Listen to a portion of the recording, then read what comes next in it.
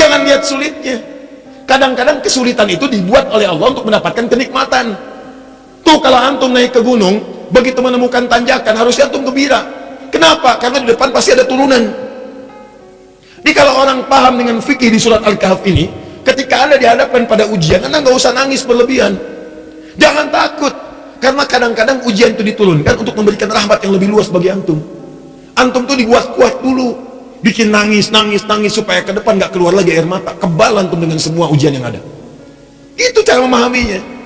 Ini nggak usah berkeluh kesah. Baru turun ujian yang kecil udah bikin status. Ya. Kamu kenapa sih? Kata suami. Istrinya pasang status. Ternyata dia tidak seperti yang aku kira. Terus yang paling gak enak ditungguin tuh ada komen nggak ya? Kenapa Jeng? Nggak nyangka ya, nyangka. Tuh. Jadi buat status tidak menyelesaikan masalah. Ya, tidak menyelesaikan masalah tapi nambah persoalan. Jelas ya? Maka bagian pertama, kalau antum diuji dengan persoalan, boleh jadi jangan persoalannya yang dilihat, itu cara Allah untuk memberikan rahmat kepada antum. Sebab kalau nggak diberikan persoalan itu, rahmat nggak akan turun. Pemuda itu kalau nggak dapat tadi itu kejar-kejaran sampai ke gua, mana mungkin turun rahmat Allah 309 tahun. Ikuti itu. Ya, saya tidak ingin mencontohkan pribadi karena mungkin disangka nanti sesuatu yang tidak baik, tapi banyak orang mempraktekkan demikian dan itu berhasil. Coba lihat, antum kenal Buya Hamka? Kenal.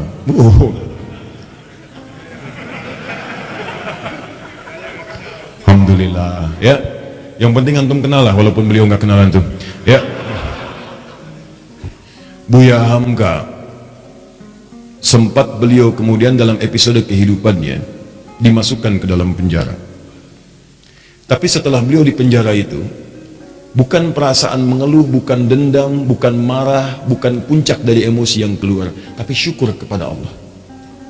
Ketika ditanya bagaimana pendapat Anda Buya mendapatkan perlakuan seperti itu dimasukkan ke dalam penjara, beliau malah mengatakan, saya bersyukur kepada Allah Subhanahu wa ta'ala. Kalau ada waktu, saya pengen ketemu presiden untuk mengucapkan terima kasih telah memasukkan saya pernah ke penjara dalam episode hidup saya, kalau bahasa kita sekarang. Kenapa? Karena ternyata di penjara itu saya bisa menyelesaikan tafsir Al-Azhar. Kalau saya nggak masuk ke sini, nggak jadi ini tafsir. Jadi cara melihatnya itu rahmat Allah, pasti seperti ini nih yang kita baca tiap Jumat itu. Bicara orang kalau kebiasaan baca Al-Kahf, spiritnya ada dalam jiwa, dia nggak akan gugur karena ujian-ujian. Walaupun sifatnya sakit, yang dia baca rahmatnya. Jadi kalau Anda terbiasa membaca Al-Kahf, paham maknanya, itu Anda akan senang melihat musibah, senang melihat ujian. Yang dilihat rahmatnya, bukan ujiannya. Masuk penjara malah senang. Tuh. Nabi Yusuf begitu masuk penjara, nggak enak kelihatannya masuk, cuman ternyata malah minta beliau, ya Allah, daripada banyak godaan, ya para sosialita yang menggoda saya sekarang, ya cantik-cantik luar biasa, dan udah banyak sosialita itu, bukan cuma sekarang, zaman Nabi Yusuf udah ada. Senangnya kumpul-kumpul bicara yang nggak jelas. Ya ada yang jelas ada, tapi ini contoh yang tidak jelas. Kumpul-kumpul di rumah salah satu pejabat, Imratul Aziz, istri Perdana Menteri, hanya untuk membincangkan, mana sih si pemuda ganteng itu, mana sih si ganteng itu, katanya ganteng-ganteng Nabi ya. Iya, zaman sekarang ganteng-ganteng serigala. Ya. Ya, begitu kemudian ditampilkan oleh Imratul Aziz, Yusuf keluar. Begitu keluar, disebutkan di Quran surah 12 ayat 29, wa qulna hasya lillahi ma hadza basyara in hadza illa malakun karim. Ya, ini sih bukan manusia, ini malaikat yang menyamar dalam rupa manusia. Lewat, tak sadar ketika lewat, jarinya kemudian tergores dengan pisau itu. Saking tak sadarnya melihat gantengnya Yusuf lewat. Begini. Tuh. Nabi Yusuf ganteng, Nabi tidak sombong. Begitu melihat ujian itu, ya Allah, lebih baik saya masuk penjara aja deh. Orang sekarang Nabi bukan, Rasul bukan, ngaku ganteng, orang lewat, ibu-ibu gak kepleset lihat antum itu kan, GR-nya luar biasa, semua ditampilin. Baik, kata Nabi Yusuf, ya Allah, akan lebih baik kalau saya masuk penjara aja. Ternyata pilihan masuk penjara itu Nabi Yusuf membaca rahmat Allah, bukan melihat sulitnya. Lewat penjara itulah kemudian beliau bertemu dengan seseorang yang narapidana, dihukum di situ, kemudian bermimpi. Lewat mimpi itulah ternyata minta takwil ke Nabi Yusuf karena dilihat orang baik, orang soleh. Ditanya apa ini maknanya, dijawab oleh Nabi Yusuf. Ternyata jawaban itu yang mengantarkan beliau mendapatkan posisi jabatan di pemerintahan. Begitu rajanya bermimpi, Ya ada 7 ekor kemudian sapi, dimakan 7 ekor serigala, semuanya dimakan habis, hancur semuanya, bingung menafsirkannya.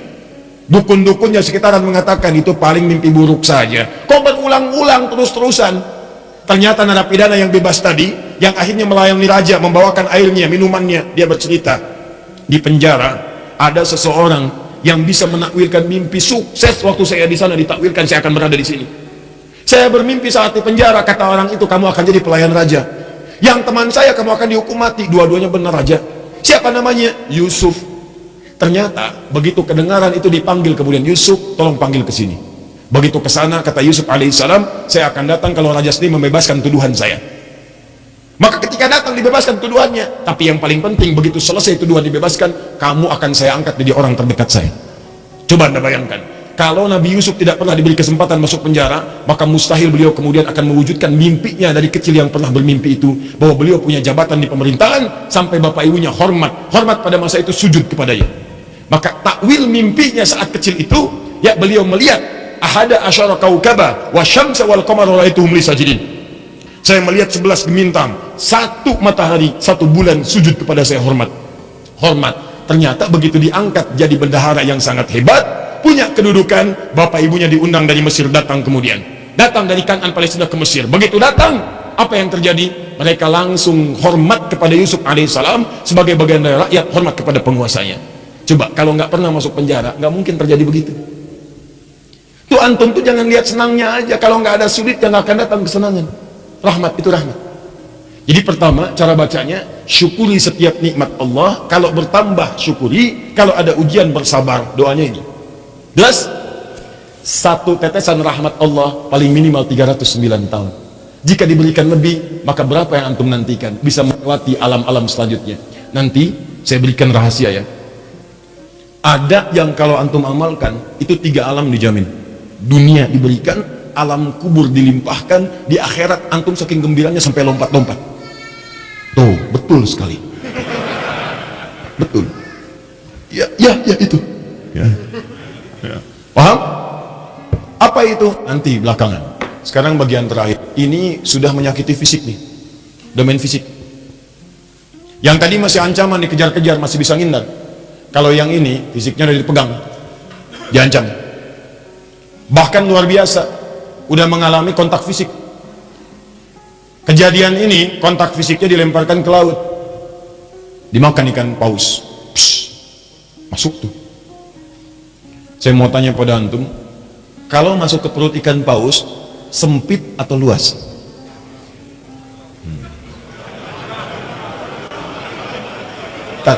Saya tuh penasaran dengan antum ya. Antum tuh siapa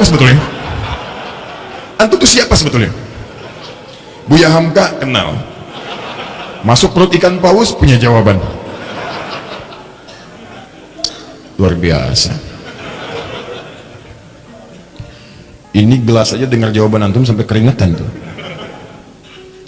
Masuk perut ikan paus, nggak akan pernah ada yang jawab luas. Yang terbayang pasti sempit, walaupun Anda belum pernah masuk ke dalamnya. Masuk ke perut ikan paus, terang atau gelap? Tuh, gelap. Sudah pernah masuk, Bu? Belum, Ustadz, tapi kita bisa bayangkan. Karena nggak ada cahaya di sana, PLN pun nggak bisa masuk. Nggak, saya kebayang kalau ada inovasi PLN, petugas PLN berdasarkan kisah Nabi Yunus ingin memasukkan listrik ke dalam perut ikan paus. Bagaimana cara masangnya? Nggak ada listrik, cahaya tidak ada, berarti gelap. Dalam bahasa Arab, gelap itu sesuatu yang zulma. Zulama yazlimu zulman, gelap. Minat zulumati ilan, no, sempit, padat. Teman-teman, ada yang kemudian dianiaya, itu nabi lagi, Nabi Dhannun, Nabi Yunus alaihissalam, diusir oleh umatnya, masuk ke perkampungan, naik ke atas kapal, di situ bahkan diundi, ternyata beliau harus dilemparkan. Di kapal keberatan nih, zalim, ambil aja orang itu, undi, dia orangnya, lemparkan. Begitu dilempar ke dalam perut ikan paus, ya dilempar ke lautan, ditangkap ikan paus. Oh, hebat ikan paus, dan nungguin, tangkap, masuk. Apa yang terjadi? Gelap, sempit, sesak, capek luar biasa. Tapi yang ingin saya sampaikan adalah, perhatikan baik-baik, Wa dhannuni, Quran surah ke-21 ayat 87 sampai 88. Saya tuliskan. Wa dhannuni idh dhahaba mughadiban fadhanna an lan naqdir alayhi fanada fi dhulumati, gelap, ya alla ilaha illa anta subhanaka inni kuntu minadh zalimin. Sebelum kisah ini dimulai, saya akan ajak Anda ke ayat sebelumnya, yaitu 84, 85, 86 ya. Khususnya 85 dan 86. Ketika di 85 Allah menyebutkan wa Ismaila, kemudian ada Idris, ada Dzulkifli, disebutkan mereka termasuk kalangan orang-orang yang baik. Di ayat ke-86-nya wa adkhalnahum fi rahmatina, mereka itu Ismail alaihissalam, Idris alaihissalam, Dzulkifli alaihissalam. Kata Allah, golongan-golongan yang kami berikan rahmat kami kepada mereka. Rahmat diberikan. Dan menariknya ketika menyelesaikan ayat 86 ini, masuk ke 87 pakai wawu, wa dhannuni, wawunya wawu ataf. Saya ajarin ilmu nahu sebentar ya. Di ilmu nahu itu begini, kalau ada kalimat kemudian pakai wawu, maka hukum kalimat setelah wawu ini diikutkan pada sebelumnya. Ya, misal saya contohkan begini, Zahaba Kevin wa Stephen wa Edward ilal masjid. Ya, kita ganti namanya sedikit supaya agak sedikit milenial.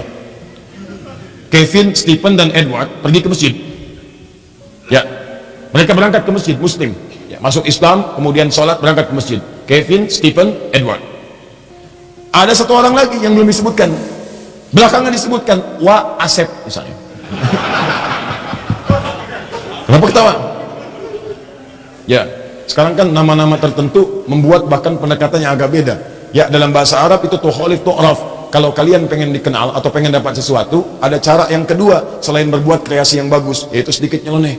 Maka mulai kemudian nama di beda-bedakan. Ya, Asep Golok, Edi Samurai gitu kan, Atta Halilintar ya dan sebagainya, itu macam-macam lah. Ya. Nah, misal Dhahaba Kevin wa Stephen wa Edward wa Asep. Ya. Nah, ini ilal masjid, disebutkan ke sini ilal masjid wa Asep. Maka Asep di sini itu sama-sama pergi ke masjid bersama tiga orang ini. Diikutkan hukumnya.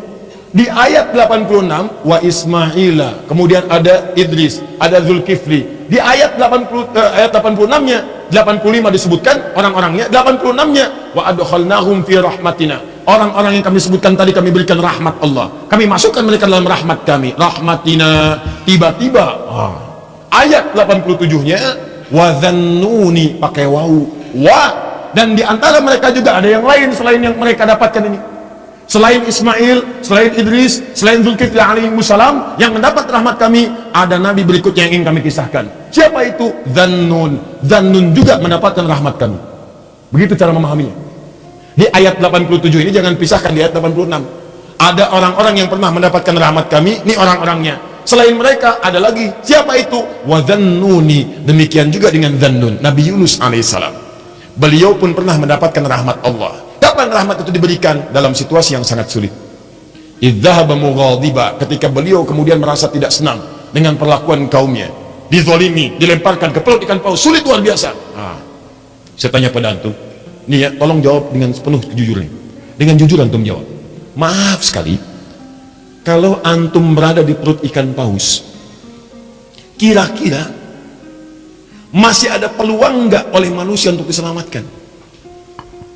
Tuh, nangis tuh kan, karena tahu nggak mungkin. Tadi kan begitu saya sebutkan rahmat, ya, begitu kita tanyakan ada peluang nggak, bayi aja tahu tuh. Ya. Jadi sulit mendapatkan peluangnya. Orang masuk perut ikan paus, ditelan, siapa yang mau nolong? Manusia mengatakan mustahil, nggak usah ditolak lah, nggak ada harapan. Yang ada malah kita ikutan ke dalamnya. Paham? Tuh. Kalau gerah, kipasi. Kalau perlu air, berikan. Kalau ada permen, sampaikan. Maka teman-teman sekalian, nah, berdoalah kemudian Nabi Yunus kepada Allah. Apa doanya? Nih, perhatikan kalimatnya. Wa nada fi dhulumat, maka dalam suasana gelap, capek, resah itu beliau berdoa kepada Allah. Allah ilaha illa anta. Tolong minta air. Ya, oh ini aja nih. Nah, atau aqua, ada aqua? Baik. Tolong diberikan ke belakang, barangkali haus. Ya. Kalau bukan anaknya, ibunya yang minum. Ya.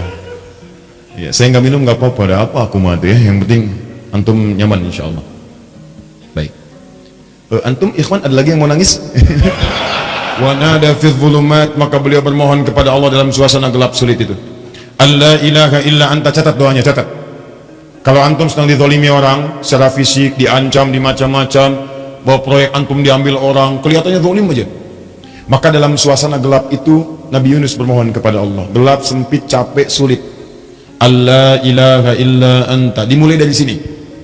La ilaha illa anta. Subhanaka inni kuntu minadh. Catat doanya, dimulai dari la ilaha illa anta. Kalau yang tadi dimulai dari Rabbana atina min ladunka rahmah. Kalau yang ini dari la ilaha illa anta. Anda bisa mulai dengan kalimat Allahumma la ilaha illa anta, atau Rabbana la ilaha illa anta, jadi doa. Subhanaka inni kuntu minadh zalimin. Anda tahu apa yang terjadi? Begitu doa ini dipanjatkan, turun jawaban Allah. Apa jawabannya? Ayat 88. Fastajabna. Lihat kalimatnya. Fastajabna. Maka kami jawab dengan cepat doa Nabi Yunus itu. Pakai fa. Saya sering terangkan fa. Huruf sambung tanpa jeda. Begitu selesai berdoa, turun jawaban. Tapi Allah bukan mengatakan fa'ajabna, fastajabna. Pakai ista. Ingat pertemuan lalu? Kalau ada ista berarti ada tuntutan, amalkan dulu ininya baru kami berikan jawabannya.